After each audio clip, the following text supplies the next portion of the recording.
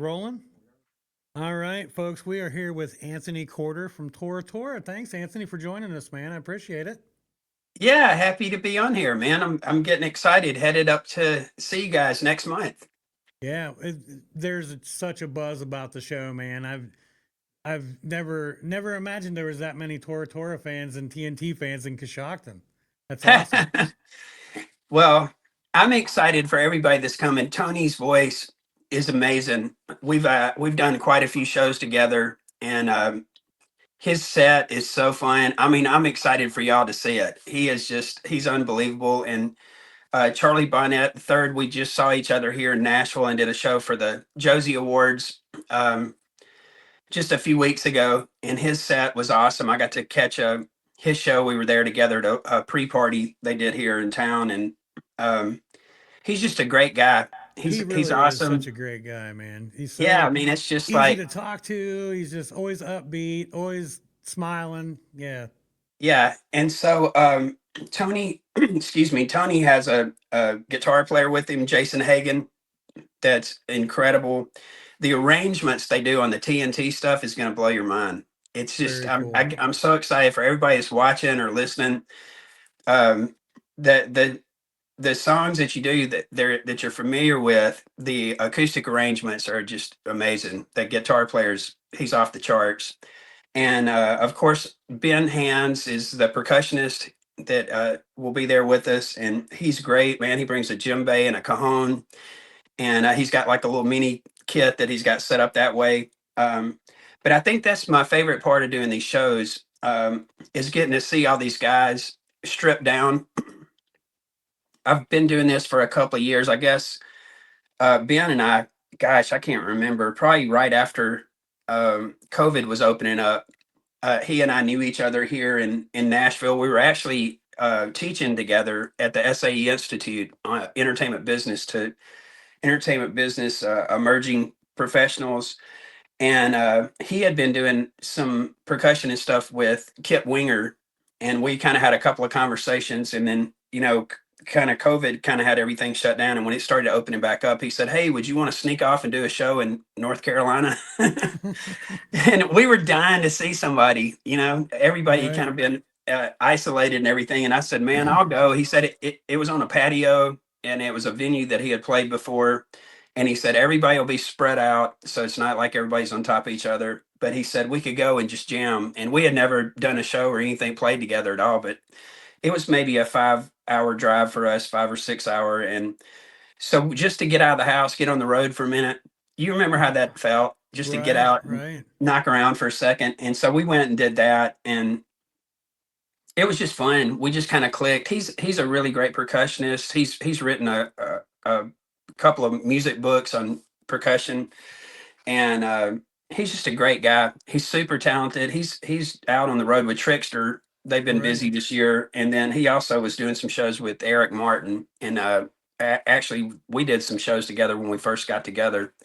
They introduced me to Eric, and these guys, their voices are incredible, man. Their Eric Martin's voice still sounds great, man. All of his songs from Mr. Big, and then Tony's voice. It's just really inspiring. You get around each other and you hear each other singing, and Right. so it's a lot of fun. Well, when I was talking with Charlie on the podcast, um, uh, we both were like, "Yeah, these cats still have it, man. Like these, like yourself included, man. You sound phenomenal. I mean, Well, I got to rest. I've been busy raising a family for 20 years. I have three sons, and I kind of when I had my first son, I kind of shifted gears. I flipped out of touring and being an artist. I flipped and moved here to Nashville and worked for the record labels. And I worked for RCA and Sony and Provident Label Group, which was a Christian label group up here in artist development and marketing. And then I worked in music publishing for about 8 years. And then I became a teacher at Belmont University, an adjunct there, and then with SAE as a entertainment business chair.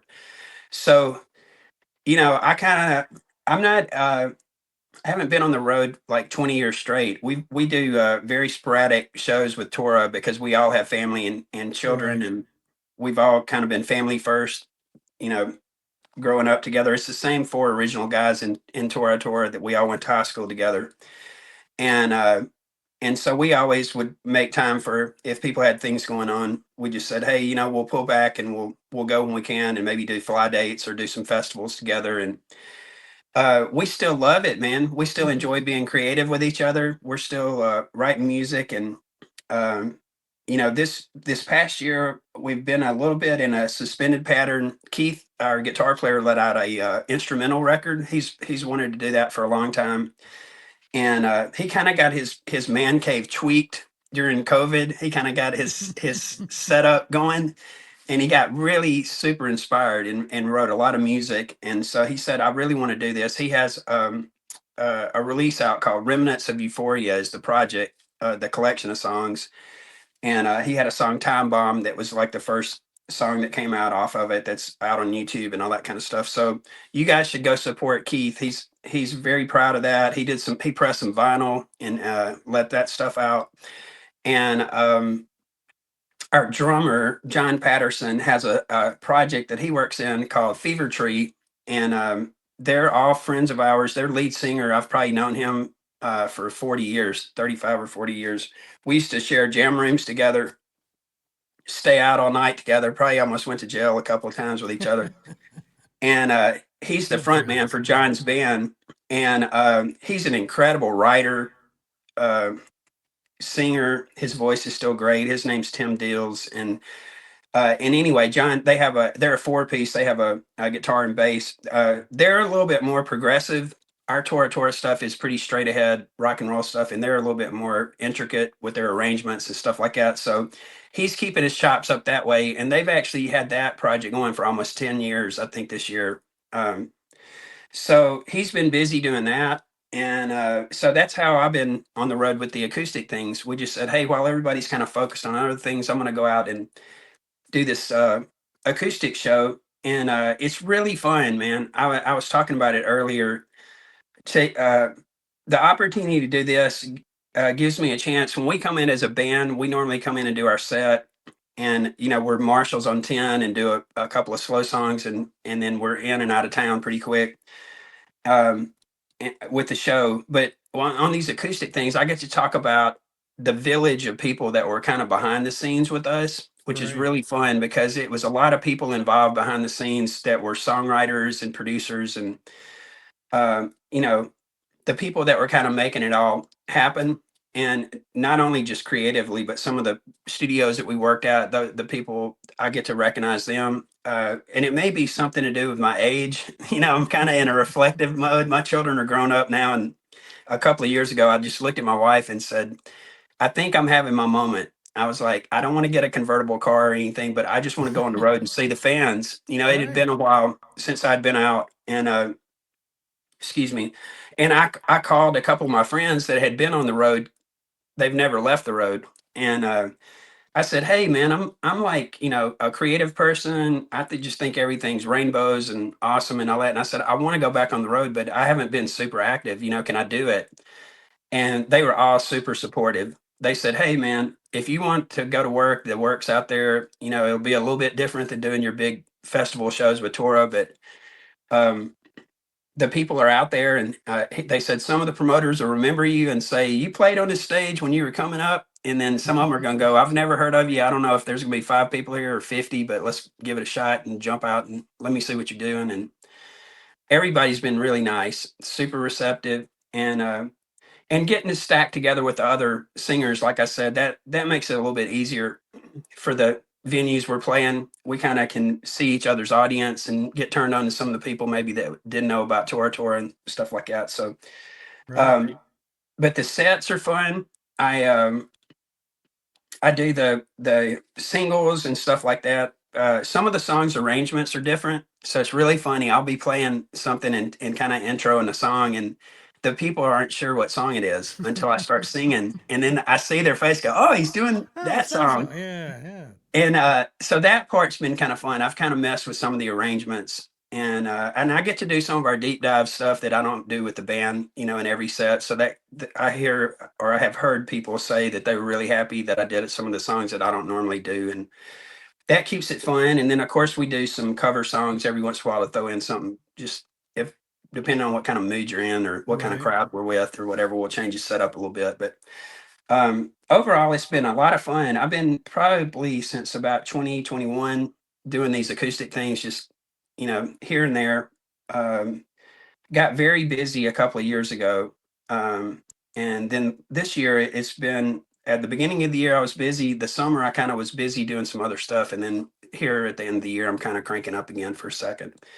But in the meantime, when I'm not singing, I do work with Memphis Record Pressing. We press vinyl records.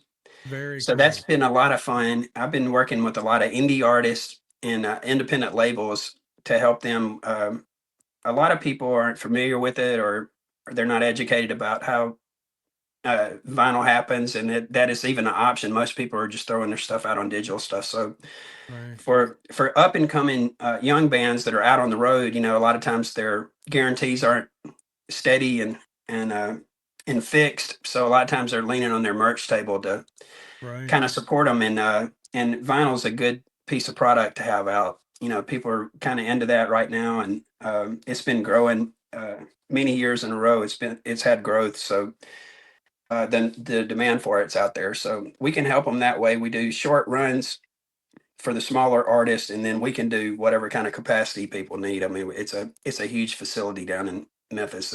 I'm really proud to be associated with it. It's a great story out of my hometown, and Right. Right. two Very two mus- awesome. two musicians started it. They ended up working in studios at the beginning. Um, as artists and then as engineers and stuff, and then they got into the CD business for almost 14 or 15 years, and then they did vinyl started about 11 years ago. So it's a big operation. It's a beautiful. There's 200,000 square feet, over two campuses, and they have about 300 employees. So it's a great story out of my hometown. Memphis gets some hard headlines, man, with crime and Right. some Right. of their leadership. And so this is a really incredible story. I told these guys, I said, you need to make a movie about this place. This was like pretty awesome. So I'm Very happy cool, to be man. associated with them. So is there going to be Tora Tora albums? Are there Tora Tora albums out Yeah, we or did vinyls? actually how I got connected to them. We did an EP during COVID. Um, that was an unplugged acoustic record. We couldn't be on the road. We were really busy. In 2019, we went all the way across the country. We went from like Maine all the way out to play the Whiskey and on the Strip in LA. And then the world shut down in March of 2020, and we had done a live show um, in Memphis in 2019, and there was a really good friend of mine named Jim Green that was a promoter in Memphis, and we grew up together.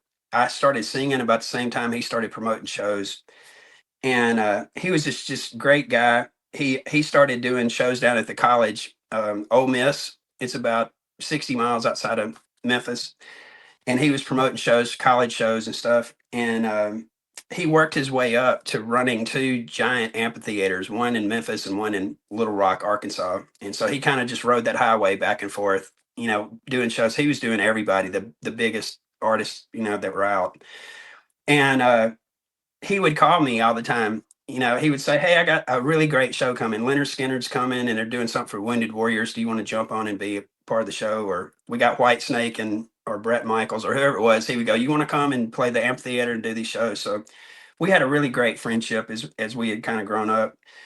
And so in 2019, he approached us. We did usually would do a yearly show with him at home. It's always a really great experience to see us in Memphis. We know the whole crowd. We grew up with them. Uh, we went to high school with most of these people, and it's just super magical. They are the people that launched us to the world, and we can look out in the audience. We know them all by name and everything, and so it's a real special place to see the band. And so he approached us. We would normally do something kind of at the end of the year, and we did a show around Christmas with him one year. And he said, "Hey, how would you feel about doing an acoustic show?" And I fell out laughing because I was like, it's going to take me a second to talk our guitar player into doing that because Keith loves his Marshall stack. He wants to be cranked Right. up. And we had never done anything like that. So I said, let me talk to the band and let's see. And he goes, well, maybe we could do it sometime in the summertime since this show's, just happening. And so we started talking about it. And he said, I can put it in a room where it's going to be really intimate and you can do your acoustic show. And he said, I have one request. He said, I want you to record the show because he goes, I know you've never done this, but he goes, it's going to be something awesome. And we did not video it. We did record it, had Pro Tools and everything set up. But Jim ended up, he passed away in 2020. And um, we did this record. We were sitting on these recordings and we said, hey, man, we can't be on the road. Why don't we take 5 or 6 of them and go in and make sure they're all cleaned up and we'll put it out. And so we did it. And that's how I met the Memphis record pressing people. We did our project out of there. And I just thought it was really funny. Um, my bass player, Patrick Francis, his wife has worked at the company. She was a marketing person there. And she said, have you ever seen this facility? She goes, you grew up in Memphis. Have you been down here? And I said, no, man, I just got a box in the mail that had my albums in it, and I unboxed it and showed everybody on social media. And she said, you should come see this place. It's really special. Excuse me. And so I drove down there and it was incredible, man. The guy asked me, he said, do you know how records made? And I said, no. And he said, have you ever seen one press? And I was like, no. And he said, come with me. And when we open the doors to go in the production room, we put on some protective eyewear or whatever. And we start walking in and the door opens and one of my best friends, the guy that sings for John's band, Tim Deals, was standing there. And I went, what are you doing? He goes, I'm head of production today. And I went, oh my God. And I started looking around the room and there were musicians that I knew that were working those presses that I had grown up with in Memphis. I just thought it was an amazing story. That is very cool, I man. immediately just said, I want to go tell everybody about this place. It's so awesome. And It it's sounds like just Willy Wonka, but with music. yeah, it really is, man. It's a magical place, and it's they really support the community. That was the thing I think that resonated with me. I feel very indebted to Memphis. That's where I started, and as I was getting older, I was thinking about all the people that helped me along the way. I was kind of in a reflective mode, like I was saying earlier, and I said I really want to do something that's tied to my hometown because I still consider Memphis home. I've been in Nashville for 20 years with the kids growing up, but my band's still based out of there. I still have a bunch of family in Memphis, so I'm down there all the time. It's only about 3 hours from Nashville, and this just fit right in the pocket. I mean, it's been the greatest experience. I love what I'm doing. It's an easy conversation to have with people, and I feel like I've been promoting Memphis my whole life because we were little teenagers when we started. And Memphis is a really special place. It we traveled all over the world, man. When we were signed to A&M, and everywhere we went, Memphis meant something different to everybody. Right. Some people loved it because of the blues, and W.C. Handy and some people loved it because of Sun Studios and Howlin' Wolf and Roy Orbison, Elvis and Carl Perkins and Johnny Cash and all those guys. And other people loved it because of Stax, because of Otis Redding and William Bell and Carla Thomas and all that music that transcends time. It would touch people, and of course the rock scene that was there. Jimmy Jameson was he was in a band called Target. They were signed to A&M. They were a couple of ways ahead of us, but they kind of sounded like Bad Company. They were Right. out in the 70s. And then Jimmy went on to join Survivor, and they had tons of hits with him. Right. The Search Is Over and all those songs. And anyway, the rock scene there. And then when we were coming along, um, it was very supportive, man. We didn't have social media and all the technology everybody's got now, but they had local radio shows for local music that were 30 minutes or an hour long every week, and they were playing music. And the venues around the city would let you play original songs. Um, the original kind of had taken over cover bands and stuff. People were going; they wanted to see live music and hear what kind of music we were doing, and um, so the venue owners were doing it, the radio stations were doing it, and we had a lot of activity. I mean, we were just the timing that we came along just happened to be right, because there was a lot of people getting signed out of the Memphis area, that were Mhm. getting record deals. Um, it was the end of the 80s, about 87, 88, 89, somewhere around through there. About 1986, they redid Bill Street. It had kind of needed a renovation, and it was struggling. Excuse me. And about 1986, they had this influx of financing to go down the street and fix it and fix uh, the venue fronts and all that kind of stuff. And about the time we came along, man, it was just right. I mean, it was like we were down there all the time, sneaking in, watching people play, and hearing people, incredible musicians every night. They were, some of it was geared towards the tourist thing where they were doing like Right. Mustang Sally and all those kind of songs. Right. But there were some other places that were just the musicianship. It reminds me a lot of Nashville. They to me feel like sister cities. Nashville has much more infrastructure, because it was built in on the music publishing world. The city was built on, or music publishing was built on them selling hymnals, out of here, and they built a big music publishing uh, presence. And but everything's here, man. Booking agents, record labels, all that kind of stuff. But they're similar in the way that you can walk into any hole in the wall in Nashville or Memphis, and you go, why does everybody in the world not know who this person is? They're so Right. talented. They're just Right. incredible. My wife and And I went on vacation and we went to Nashville just for like a long weekend. And when we come back, we were, everybody's like, oh, the bars and all the music. And it's like, there were people on the street that were playing. And you're like, why are you not on like Sirius radio or yeah, like, how are you not inside the club? Like, and yeah, it was just like I got goosebumps thinking about it. It was like everywhere you looked, it was just like, wow, and I want to stay here and listen to this guy, but that guy, I want to hear him too. And it's like, yeah, yeah, it was an experience of a lifetime, and that was just a tiny little tidbit of it, and but yeah. yeah, I've never been to Memphis, but I know Nashville. It just like it breathes music, it Oh really yeah. does. Yeah. Yeah, it's a little bit more of a corporate setting. I don't mean that in a negative way, but here it's a little bit more corporate. In Memphis, it's definitely just a lot of soul to it. Mm-hmm. And there's a lot of success out of Memphis through the years. What I was saying before, between the um, the Sun Studios and Elvis and Stax and the rock, and then hip hop, was a huge part of what was going on in Memphis. I mean, it was one of their greatest exports there for a second, where it was just blowing up all over the world, people from that area. And so I'm very proud to be associated with it, and to go and talk to people about it. It's been amazing just to be there, like through osmosis, to soak in all that, man.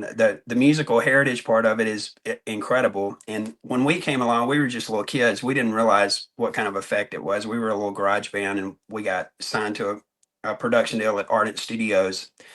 And because we happened to win a band contest, and we went in, and then the next thing we knew, they were like, we want to do a production deal. And we were like, well, what does that mean? Can we come back and do some more recording? And they were like, yeah, we'll do that. And then we'll cut some sides and take you to the record labels. And it was just like getting hit by lightning. We didn't have any idea, what it was going to be like. But And you're it's young, a, you're pretty green at it at that point, yeah. yeah, we were Yeah. lucky. Ardent was, for your listeners and people watching, and if you look up Ardent Studios, it's a pretty famous uh, studio.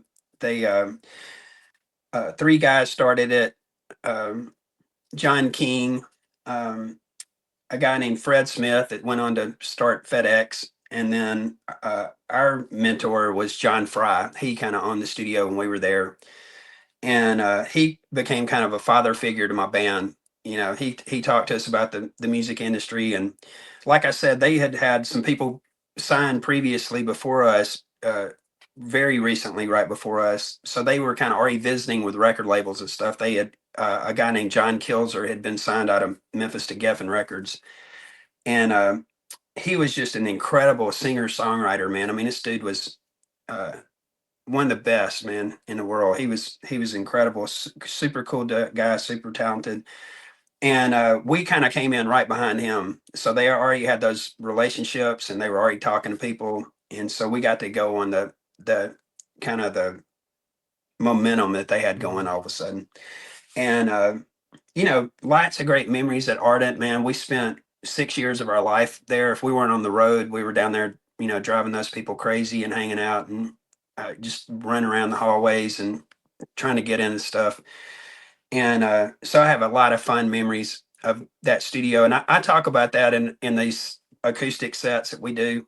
You know, John and I had a really incredible relationship because I knew him not only as an artist when I was a little kid, but he also helped me later in life as I, had children and was coming off the road. He helped write a letter, a recommendation letter for me to get into college. And then every decision I made moving around in the music industry, whether it was record labels or publishing or teaching or whatever, I'd always talk to him. He passed away in 2014, and I miss him like crazy. I think about him every day. Somebody will be talking to me, and something will pop up in my head. But um, just a lot of fun. He was really all about e- educating yourself and experimenting. He loved it. He always had state of the art equipment and stuff at Ardent, and he really pushed other people. He was kind of the fountain, and there was a lot of successful producers. Terry Manning, who had worked on with Led Zeppelin and some of the Stax folks, and we worked with Joe Hardy and Terry Manning. Both of those guys had worked with ZZ Top, and on when they really were hitting their stride. And but everybody was there, man. When we would walk in the studio, we never knew when you'd walk out of the room to go get a cup of coffee. You'd walk over into the machine or something and turn around and like Greg Allman's standing there. And you're just like, oh my God, it's freaking, and you're trying Yeah, not how do to you not fanboy out, wig man? You know what I out, mean? But they were there. Leonard Skinner and Allman Brothers were back to back at one point there with a producer named Tom Dowd. And for everybody listening, he was a very famous producer. He did a bunch of the Muscle Shoals stuff. He had worked with Allman Brothers. He worked with Aretha Franklin. And anyway, he was there and kind of set up shop, working on a couple of albums. And but Stevie Ray Vaughan was there. REM was in there one time when we were there. Um, um, the guy from Soundgarden, Chris, he was there. Chris Cornell, he came in. They were working on a live record, and there was just every time you walked in, you never knew BB King was recording in there, but there was always like some kind of activity going on, and 100 other bands that were going through there that were probably like us that were just starting out, and they had an opportunity to go in and work in that studio. It was great, and but those are some like great memories, and we feel very lucky that we were just around the people. I mean, Keith and I laugh. There's a book called "It Came from Memphis." I don't know if anybody's heard of that book before, but if you haven't, go look it up. It's on Amazon or something. But it talks about all the people in Memphis, like when it's really fisting to happen. And Elvis was the face of everything because he just kind of exploded, and he was the face of. But there were all these other characters and people behind the scenes that were doing it, and they were successful, and they were playing over in like West Memphis, Arkansas, which is right over the river, right across the Mississippi River, playing clubs, and it was integrated. It was black and white people going there and listening to music and playing on stage together and all that. So it was very progressive. And as we're reading the book, we're laughing because we were hanging out with a lot of those guys. We were young, and they were, like my age now or something. But we were around Jim Dickinson and the Memphis Horns. We worked with them on two of our albums, um, and Sid Selvage. There were all these people that they had been integral parts of the community. Like they were part of the revival of the blues and stuff like that. They had gone and found these blues guys and that were getting rediscovered for their recordings, in the 20s and 30s. And in the 60s, they were taking them to festivals and saying, we're going to represent you, make sure you're represented the right way. We're going to make sure you get paid. We're going to take care of you. We're going to have you in the hospitality tent. We're going to, watching out for everything. And so when we met them, they were kind of cats, kind of chilling out in the studio and had done all this stuff. And we were little kids full of piss and vinegar, jumping around in there, acting crazy and partying and all that. And they're like, yeah, man, we kind of did all that, a long time ago. but we didn't have any idea. At that point, they were producing other people, and anyway, we laugh about those stories and the people, and uh, we were in the company of some greatness, Oh, and absolutely. they were very humble around us, which was funny when we think about it now. We're like, God, they were doing all this crazy stuff, and we didn't have any idea that all the Right. things that they had been involved with before. They had kind of laid the foundation for us to even have an opportunity. So pretty funny. That's amazing. You can tell by the smile on your face when you talk about it that it's soaked in, like Oh yeah, yeah, you appreciated it. You were conscious enough to know that this is pretty awesome. yeah. Well, we did. We got to work with some great people, great songwriters. Um, and when I mentioned the Memphis Horns, when we first met them, we had, excuse me, a couple of guys from the Rolling Stones, Bobby Keys and Jim Price, had come to the studio to meet us. This was in the early '90s, and they did this most beautiful horn arrangement, and everything. And we were listening back in the studio, and we started talking to each other, and we said, "Oh my God, this is incredible! But if we use this on our record, we're going to need a horn section, and we can't afford to take a horn section on the road." So we were trying to figure out what to do. Those recordings are somewhere. I would love to hear it. I don't think I have a copy of those mixes, but the Memphis Horns just happened to be in town. They were on tour with Robert Cray, and they were in between Robert Cray and Sting. They were on the road with Sting, and they happened to be in Memphis. And so the engineer at the time, his name was John Hampton. He was a great guy. He worked with us on Wild America, our second record for A&M, and he said, "I think they're here. We should just get them to come by the rehearsal room or something." And back then, we had an old jingle studio that was about a block from Ardent Studios. That it was a jingle studio in the '70s, and it still had the studio A, B, and C, and it had the 2-inch glass separating glass control room and all that stuff. So it was really cool. It was kind of in bad shape. It probably could have been knocked down maybe at some point, but we were in there because it was probably good for us because we were kind of rowdy and stuff back then. And but anyway, they came over, and I'll never forget them walking in. They had played on like 300 number one records, man. They played with everybody from Otis Redding to they'd been in Vegas with Elvis. I mean, they've played with Aretha Franklin. They'd done all this stuff. And they came in, and at the time, it was a little short guy named Wayne Jackson. He was a trumpet player, and there was a tall black guy, Andrew Love, that was the sax player, and they were the Memphis Horns, those two guys. And they came in, and he goes, "Man, you know what?" He goes, "I'm just a guy from a cotton field in Arkansas, man. I'm a trumpet player from Arkansas." And he was the most down to earth. I mean, we almost fell over. I was probably 22 or something when I Oof. met him, and but they just made this huge impact on us. And that's I think was one of the bigger moments when we started reflecting back, like when we really started realizing. I mean, we knew, of course, of Stax and the history and all that, but we had this direct line. Like they were there in the studio cutting with Isaac Hayes and Otis and all that stuff, and they talked to us about being an integrated band driving around in the South in the '60s. They were like, "Man, we were scared to pull over to go to the bathroom or get something to eat because we didn't know what was going to happen." Right. And I mean, they were having those. It wasn't all you know out of control conversations, but they were just. It was like we had known them our whole life. They sat down and Right. just started talking to us, and it was like.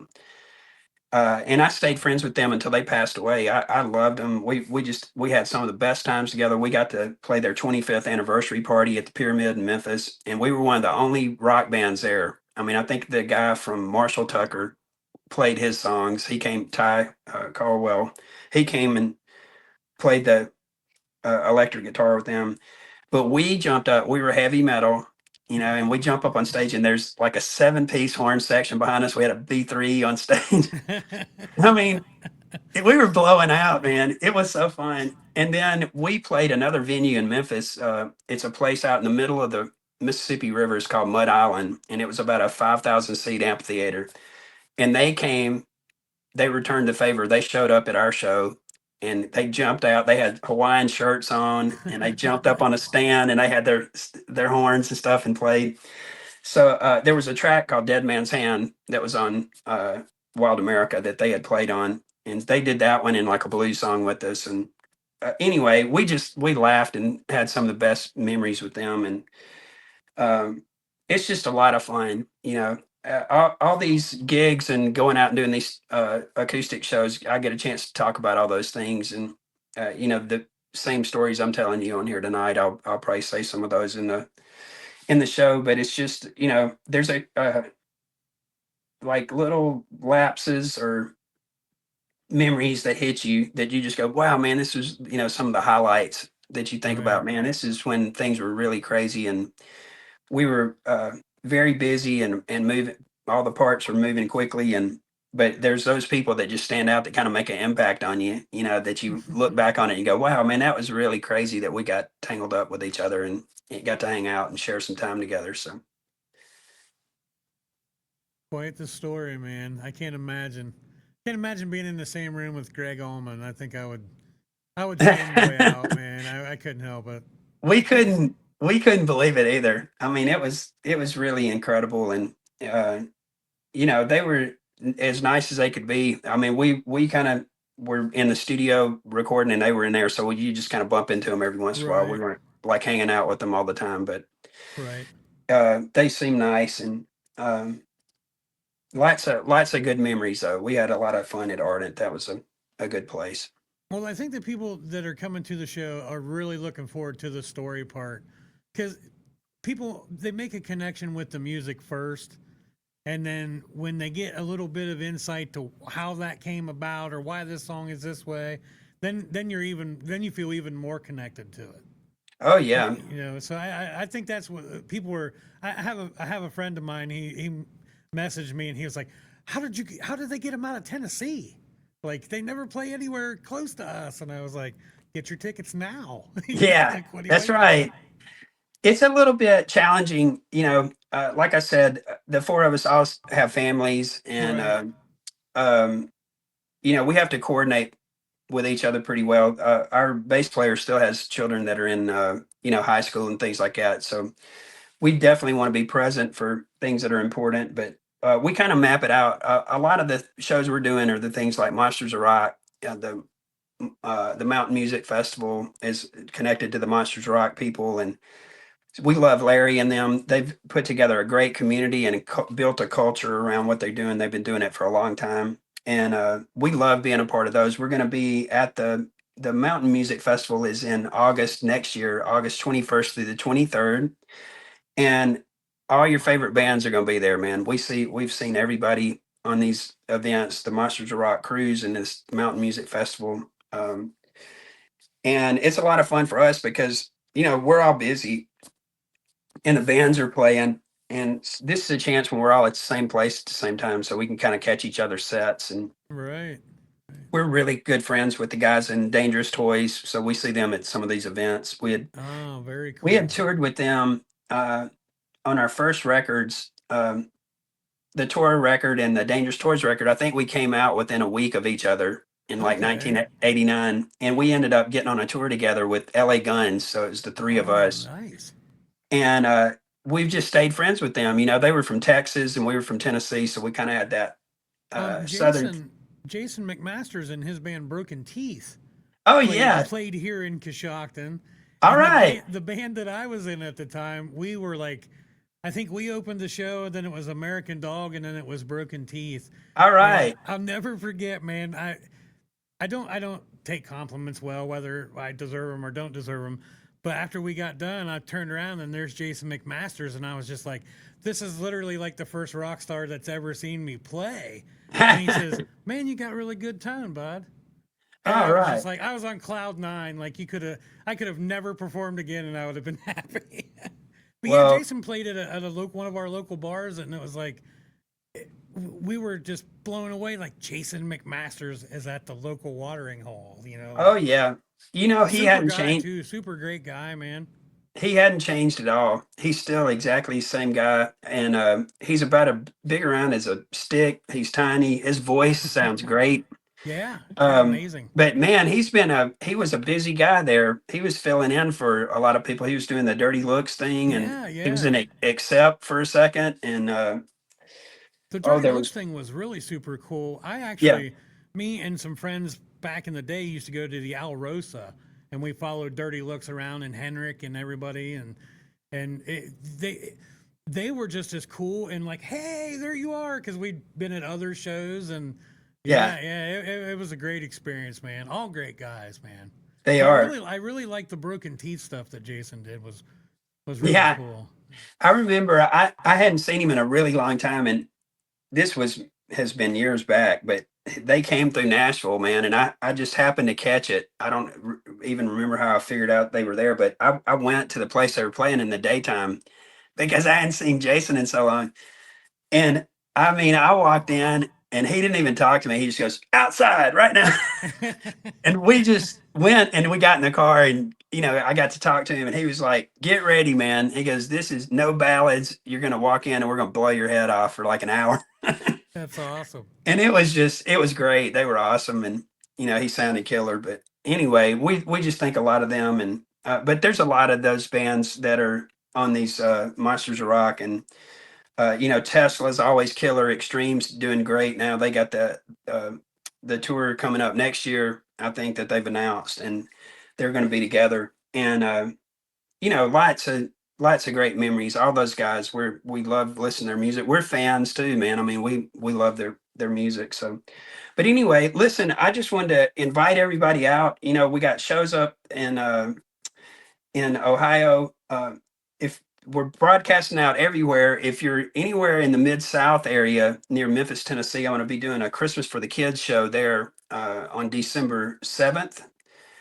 Mr. Rick Hale is throwing an event at Hadley's in Memphis, so I'm going to go down there. It's for a great cause. We're helping families during the holidays, and they were nice enough to ask me back. I participated last year, and the music was awesome. The bands were there. I'll be there this year with Amy Jameson, Jimmy's daughter. She's amazing. Fever Tree, my friends Tim and John, my drummer from Tora, and then there's a band called the Shotgun Billies. And I'm telling you, man, these people are rock and roll, man. They are incredible. They're so good. I'm not kidding. Lance, the singer and guitar player, he can play anything, man. I mean, I was with him one day and we were jamming on something and he reached over and just picked up a wrench off the you know side of a table or something and started playing slide. And I was like, oh my God, this dude is like insane. He's like super talented. But we love them. It's going to be a great night. And then coming to the next weekend, we come up to Ohio. So we're going to be Thursday, December 11th. We'll see you at the King of Clubs in Columbus, Ohio. And that's going to be with Tony and Jason, Tony Hornell, Jason Hagan, Charlie Bonnet III, and Ben Hands. They'll be joining. We'll all be there together. And then we see you Friday, December 12th. We'll see you at Studio 117. We can't wait to see you guys there. And then I'll see you in Cincinnati. It's going to be Saturday, December 13th. I'll see you at MVP's in Cincinnati. So we're excited. We get 3 shows together. I'm really excited. I'm like everybody else. I can't wait to hear Tony singing. Uh, he's got a song called Northern Lights. I don't know if anybody's ever heard that song before, but God, it's so good. He does a great acoustic version of it. It's one of my favorite, and I don't know if he has it in this set. I hope he plays it. But it's one of my favorite songs. And but he'll be doing all your favorites. We do your songs that are familiar to you. We're going to do some of our deep cuts, and then there'll probably be a surprise or two in the set. We'll probably pull something out kind of crazy or go into some kind of wild tuning or something and do something really funky. And but it's a lot of fun. The show's really a good time, and I'm excited. It's just fun to be back on the road, man. We're looking forward to getting up there. It's been a second since I've been to Ohio, so um, I'm looking forward to getting back up that way. Yeah, And we're really if looking you, forward to having you at the studio, man. We're super excited. yeah, we're so It's going to be a excited. lot of fun, man. If you It's a want cool to venue. if you It's want to get very in touch with intimate. us, you can do Tora Tora Rocks at gmail.com if you want to write us on there, or you can find us on any of your social media platforms. We're Tora Tora Band. You can find us there. And I have a YouTube channel, Anthony Corder Official. If you want to go on there, I have a lot of my sunset session videos. We've been doing it for 5 years. we go on Sunday afternoons. I pop on live and play 2 or 3 songs, and we just kind of get ready for the week. And honestly, I think that's what kind of birthed this acoustic stuff. Some people started to ask me if I would come when COVID was opening up. They said, "Would you come and do these songs?" And I said, "Man, I'd love to do that." And there was a handful of them that had never been recorded that I'd only done on the Sunset session. So about 2 years ago, I went over to Ocean Way Studio here in Nashville on Music Row and recorded just those songs. I just went in for a day, just me and my acoustic, and we turned the mics on. And I just went in and I said, "I've never recorded these songs." Some of them were 10 years old or something, and I'd never had a recording of it. I'd just been playing them on my guitar. And um, so that's out. You can find that on all your digital platforms. It's Sunday Sunset Sessions, Anthony Corder. You can find that.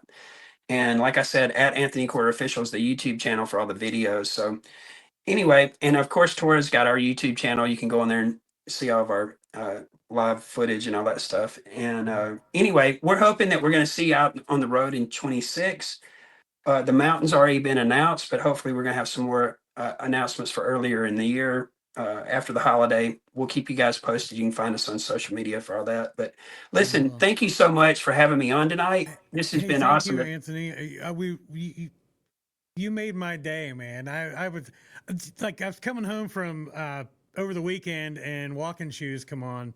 And as soon as it come on, I told my wife, I was like, "This is the guy I get to talk to, man. How All cool is right, man. that?" Yeah. And I Yes. just have one question, man. And I'll make it quick. I know you're in a hurry, bud. Um, I ask this of everybody. It's not music related. If you had to pick a superpower between the power of invincibility or invisibility or flight, which one would you pick, and why would you pick it? Whoa. Those are two really great ones. Man, gosh, I dream about flying all the time. I'm leaning that way, but being invisible is pretty awesome. I, you got me in the, caught me on a good one, that one.